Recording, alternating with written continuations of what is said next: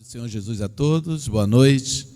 Deus continue nos abençoando, conduzindo as nossas vidas. Eu quero convidá-los para que abram as suas Bíblias no livro do profeta Ezequiel, no capítulo 34.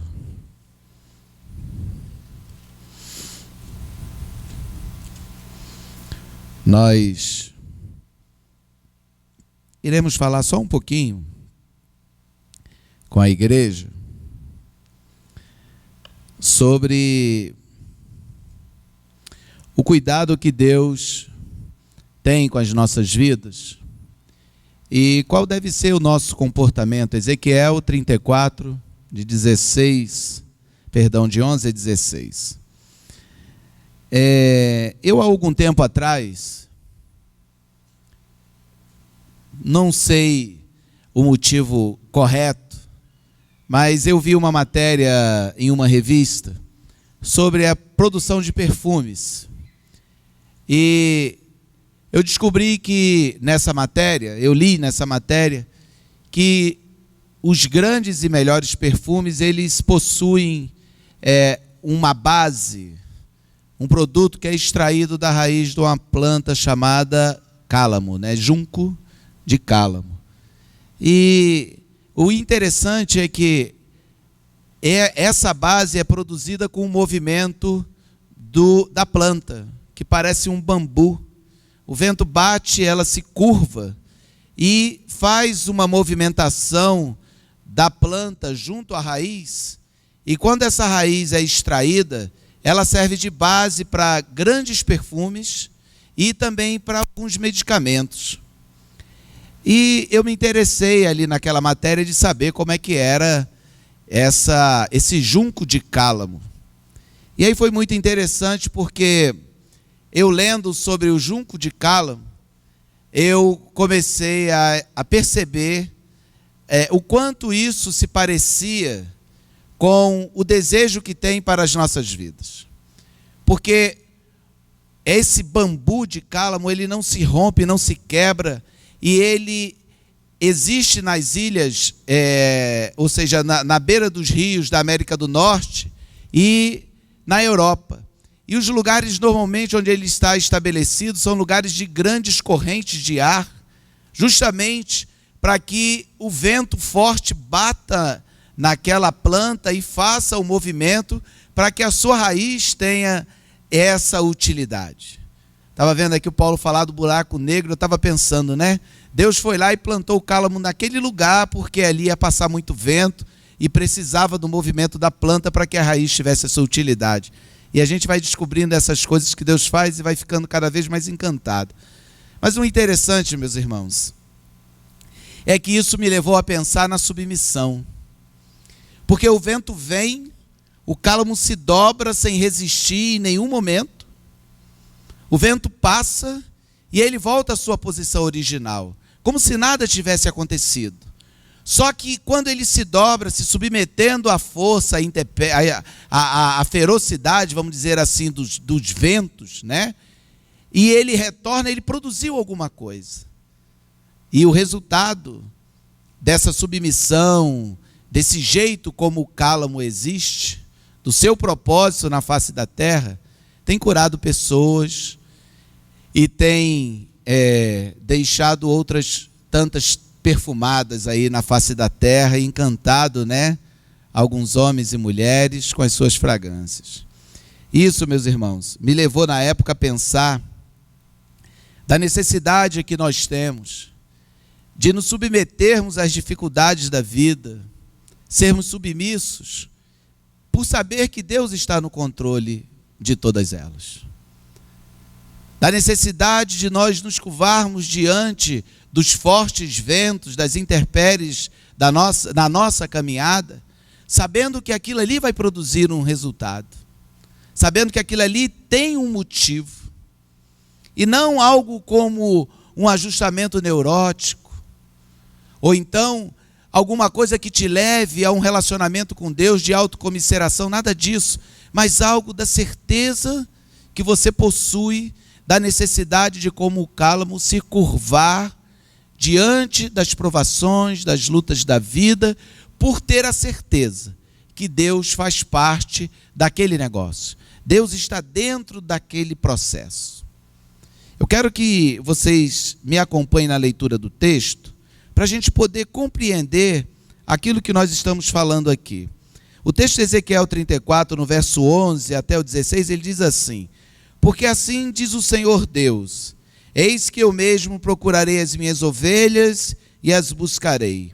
Como o pastor busca o seu rebanho no dia em que encontra as ovelhas dispersas, assim buscarei as minhas ovelhas, livrá-las-ei de todos os lugares para onde foram espalhadas no dia de nuvens e de escuridão. Tirá-las-ei dos povos e as congregarei dos diversos países e as introduzirei na sua terra. Apacentá-las-ei nos montes de Israel, junto às correntes e em todos os lugares habitados da terra. Apacentá-las-eis de bons pastos e nos altos montes de Israel será a sua pastagem.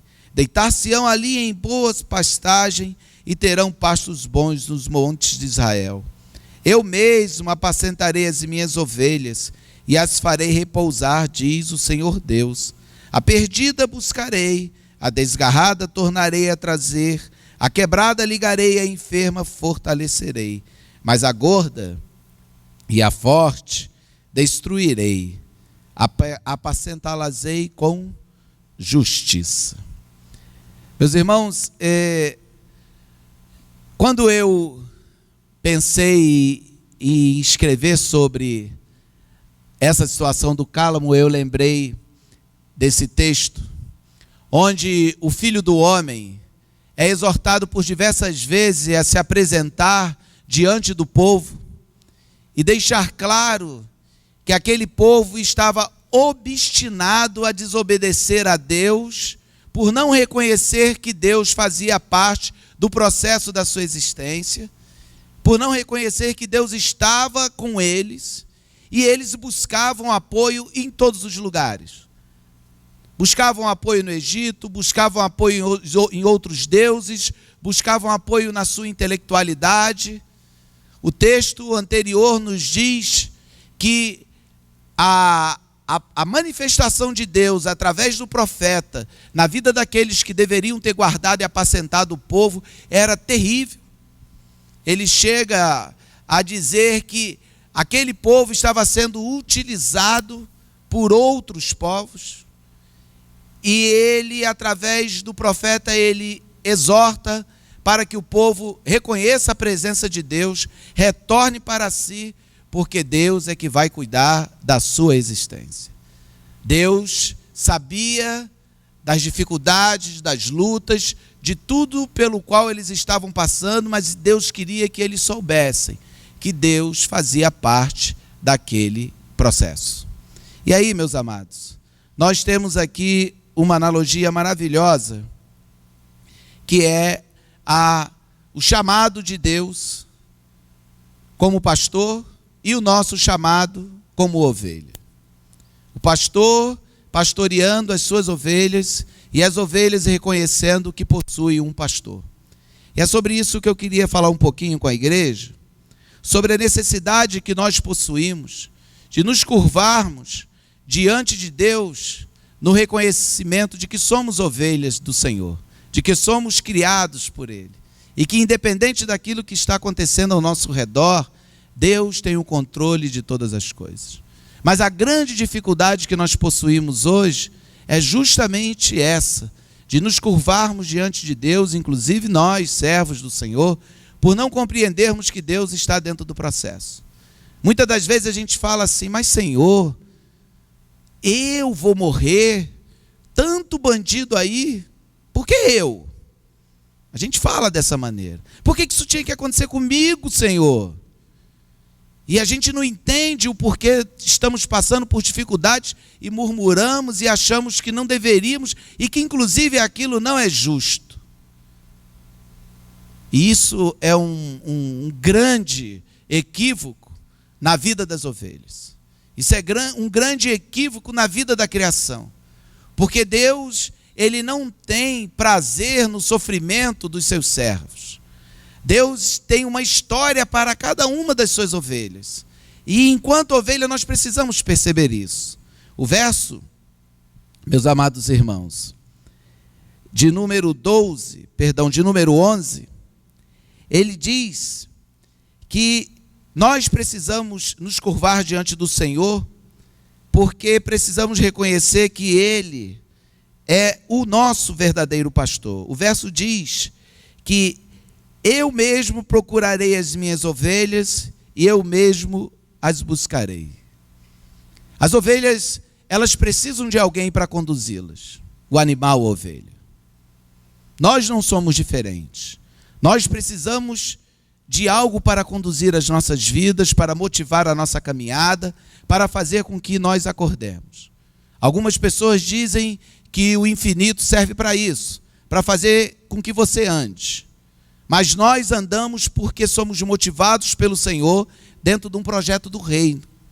E por isso, nós precisamos nos curvar diante desse Deus, compreendendo essa nossa submissão. Quando eu não faço isso, quando eu me rebelo, eu poderia voltar lá no cálamo e falar, se eu fosse rijo, iria acontecer o que comigo? Eu iria me quebrar. O vento iria bater na minha vida e eu iria romper, ia partir. E quando eu partisse, a minha raiz não ia ter finalidade nenhuma, porque ela não iria produzir aquilo que o movimento, ou seja, da minha existência, iria promover. Quando, meus amados irmãos, nós não nos curvamos diante de Deus, reconhecendo ser Ele o nosso pastor, ser ovelha do Senhor, ter a vida que Ele nos concede, nós com certeza estamos resistindo àquilo que Deus tem para as nossas vidas dentro do seu projeto de reino, no local onde nós estamos inseridos. E nós precisamos ficar atentos a isso. Porque se Deus é o meu pastor, e eu sou ovelha do seu rebanho, eu me curvo diante dele em toda e qualquer situação que vier sobre a minha vida, reconhecendo que ele tem controle. Isso é condição sine qua non para quem é povo de propriedade exclusiva do Senhor. Nós não podemos ser diferentes. Ah, pastor, mas isso é difícil. Como é que eu faço isso? Eu faço isso compreendendo, como nós ouvimos aqui antes, que a graça me basta. Compreendendo que nos momentos de luta, de aflição, eu tenho que ir para a palavra.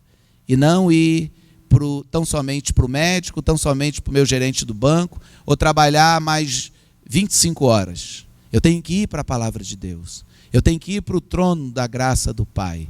Eu tenho que reconhecer que naquele aprisco onde eu estou inserido, existe um pastor, e eu vou me curvar diante dele e falar, Senhor, eu não compreendo o que está acontecendo na minha vida, mas segundo a tua palavra, na restauração de Israel e na restauração da minha vida, o Senhor é o meu pastor. É o Senhor que me conduz. É o Senhor que me leva para todos os lugares que o Senhor deseja. E eu preciso ter discernimento para não reagir a isso. Imagina se o nosso irmão Timóteo tivesse resistido ao chamado de ir lá para Guiné. Quantas pessoas teriam deixado de ouvir, de serem abençoadas? Será que o projeto estaria acontecendo daquela maneira? Eu acredito que sim, porque é obra de Deus. Mas será que a vida do Timóteo teria momentos de chegar aqui à frente para agradecer a Deus por tudo aquilo que ele tem feito? As coisas foram fáceis? Não foram fáceis. Mas na hora que eu me coloco como ovelha de Deus, eu sei que estou guardado. E isso é que é importante. Tem um pastor conduzindo a minha vida, guiando os meus passos. Isso é fundamental. O outro item interessantíssimo do nosso texto, meus amados, é que o verso diz que quando eu me posiciono como ovelha, o verso de número 13, ele diz que eu me curvo diante de Deus como ovelha do Senhor, porque esse verdadeiro pastor vai vir me buscar.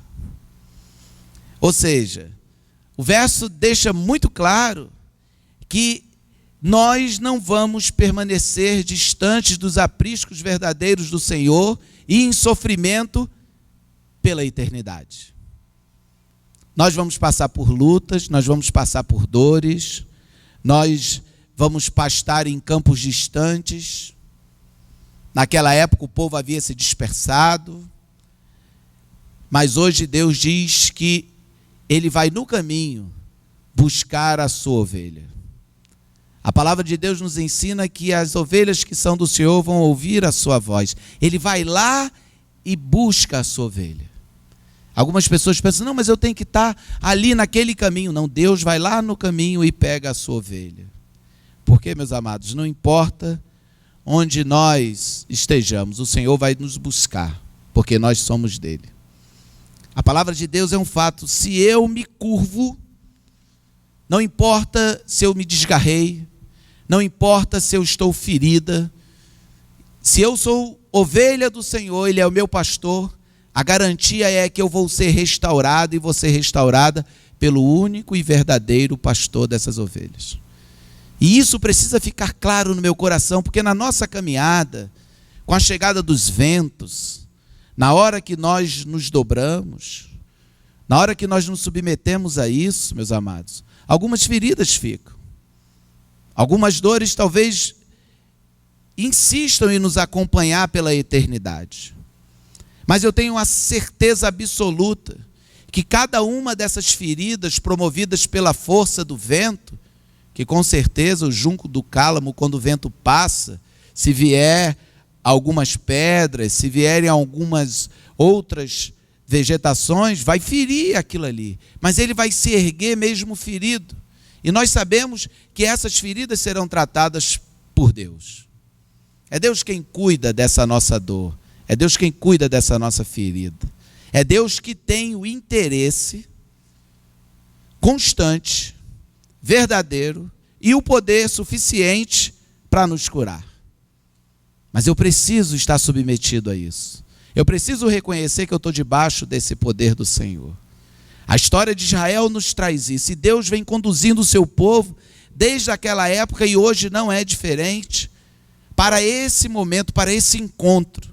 E é o encontro que nós não temos mais hoje enquanto povo na coletividade. Nós temos isso hoje na individualidade. Individualmente hoje eu me submeto aos mandamentos do Senhor. Eu me submeto à submissão do nosso Deus. Eu olho para a minha ferida e falo, Senhor, ninguém tem condições de curar isso aqui, só o Senhor. Não dá. Existem feridas que estão lá dentro. E não tem bisturi, não tem equipamento que chegue lá dentro. Platão, 400 anos, falava que o que estava fora do corpo, se fosse atingido e produzisse uma ferida, seria impossível do homem curar. E aí Jesus vem e diz que essas feridas são tratadas e curadas por Deus. E nós, meus amados, precisamos compreender isso, porque Ele, cuidando das nossas feridas, como pastor desse rebanho, Ele quer nos levar para o verdadeiro aprisco. Mostrar nessa nossa caminhada que nós precisamos reconhecer essa dependência. O verso de número 16, lá no seu finalzinho, ele nos traz algo que nós devemos aprender com muita intensidade. Ele diz assim, mas a gorda e a forte destruirei, apacentá-las-ei com justiça. O texto diz, meus amados, na sequência, que as ovelhas fortes, gordas, grandes, elas oprimiam as fracas. Na hora da alimentação, as ovelhas fortes vão lá e se alimentam na frente. Elas pisoteavam e pisoteiam os córregos, os rios, onde elas vão beber água e sujam a água, para quando as outras, mais magras, mais fracas, chegam, não tenham condição de se alimentar ou se dessedentarem da maneira correta. Mas a palavra de Deus diz que o Senhor está atento a essas coisas. A palavra de Deus, nesse contexto, estava ensinando para aquele povo que naquele momento, muitos, por ocasião do exílio, tinham se bandeado para os povos nos quais eles estavam exilados. Por quê? Porque essas ovelhas estavam confiando na sua intelectualidade, estavam confiando na sua força, estavam confiando na sua saúde, estavam confiando no seu poder financeiro. Nós fazemos isso hoje. Muitas das vezes essas coisas acontecem conosco. Às vezes nós fazemos igual aquele servo louco que olhou para o seu celeiro e disse que estava cheio e falou: farta-te minha alma, porque agora eu tenho aí para toda a vida. E Deus chamou ele de louco. Muitas das vezes nós olhamos para a nossa caminhada e imaginamos: o que vai acontecer comigo? Nada, eu estou saudável, tenho dinheiro, sou socialmente inserido, tenho status, intelectualmente capaz e reconhecido. E essa ovelha, meus amados irmãos, pode ter tudo isso, mas ela tem que ter duas posturas fundamentais. A primeira delas é que ela não pode oprimir aquelas mais fracas. E a segunda é que, em hipótese nenhuma, ela pode entender que, por conta dessas bênçãos que Deus concedeu a ela, ela é autossuficiente. Ela continua na dependência desse Deus. Porque, meus amados irmãos, o junco, ele precisa se curvar, né? Para que produza resultados. E nós também. Nós precisamos nos curvarmos diante do Senhor. Precisamos nos curvar diante de Deus, para que Deus faça na nossa vida e nos ensine aquilo que nós precisamos aprender. Israel precisava ser restaurado. Mas enquanto eles não compreendessem essa necessidade, meus amados irmãos, eles continuaram esbarrando em grandes paredes de granito. Continuaram esbarrando em grandes obstáculos intransponíveis. Até que o Senhor tomou conta daquelas vidas e as conduziu até os dias de hoje, que somos nós. E hoje nós estamos vivendo também nessa mesma luta. A necessidade do reconhecimento de que Deus é o pastor e que nós somos suas ovelhas. Por isso, meus amados irmãos, nós precisamos decidir se, quando o vento chegar, eu vou ceder e compreender que Deus está no negócio e vou deixar o vento passar, e quando eu ficar ereto, eu vou saber que Deus passou por toda aquela tempestade comigo, porque os resultados vão ser claros aos meus olhos. Os resultados daqueles que andam com Deus, que se curvam como ovelha diante do Senhor, reconhecendo a sua grandeza, é um resultado fantástico. Eu estava lendo outro dia na internet, eu não me recordo o nome, mas tem um rapaz postando assim, eu li o terceiro ponto. Terceiro motivo pelo qual eu sou ateu. Aí ele colocou lá, não vale a pena nós discutirmos aqui. E o pensamento dele é um pensamento totalmente fundado nas referências que nós temos no mundo. Não um pensamento fundado tendo Deus como pressuposto. E nós, servos do Senhor, para compreendermos Deus enquanto ovelhas dele que somos, a referência e o pressuposto da nossa caminhada precisa ser a palavra de Deus e não as coisas que nos cercam. Porque hoje todas as pessoas falam: olha, mas isso que está acontecendo faz parte do contexto no qual você está inserido. Isso não é verdade. Isso faz parte da vontade de Deus para a sua vida. Porque você, enquanto ovelha do Senhor, você muda todo o aprisco no qual você está inserido.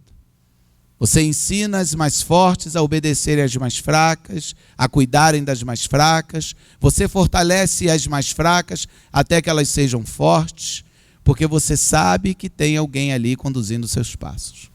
E esse poder de transformação, de mudança, que nós possuímos enquanto ovelhas do Senhor, reconhecendo o seu senhorio no ambiente no qual nós estamos inseridos, é o poder que precisa ser exercido pela igreja. Poder de mudança na vida daquelas pessoas que ainda não compreenderam a necessidade de se curvarem diante do Senhor. Reconhecendo que no curvar há resultados, no curvar há produção, no curvar há realização da obra de Deus na nossa vida. É como há aproximadamente 16 anos atrás, um amigo que hoje é crente, e ele foi evangelizado por conta disso. Ele virou para mim e falou que assim: José, é um engraçado. Eu estava evangelizando ele, e na evangelização ele veio para junto da minha família. E ele descobriu que ele tinha os mesmos problemas que eu. Não iguais, mas ele também passava por dificuldades financeiras, ele também tinha problemas no trabalho, ele também tinha problemas de relacionamento. Só que tinha uma diferença. Eu todos os dias colocava os meus problemas em oração na presença de Deus. E ele passava a semana inteira esperando chegar sexta-feira para ele se reunir com os amigos e tomar 2, 3 garrafas de uísque. E passar o final de semana todinho agravando os seus problemas. Até que um dia, quando ele conseguiu enxergar isso, ele falou: eu vou lá na igreja para saber como é que você faz isso. E hoje ele é um servo de Deus, anda com Bíblia debaixo do braço para tudo quanto é lugar. Mas porque nós, na vivência com Deus, nos curvamos quando os ventos chegam. Quando você se curva, você produz resultados.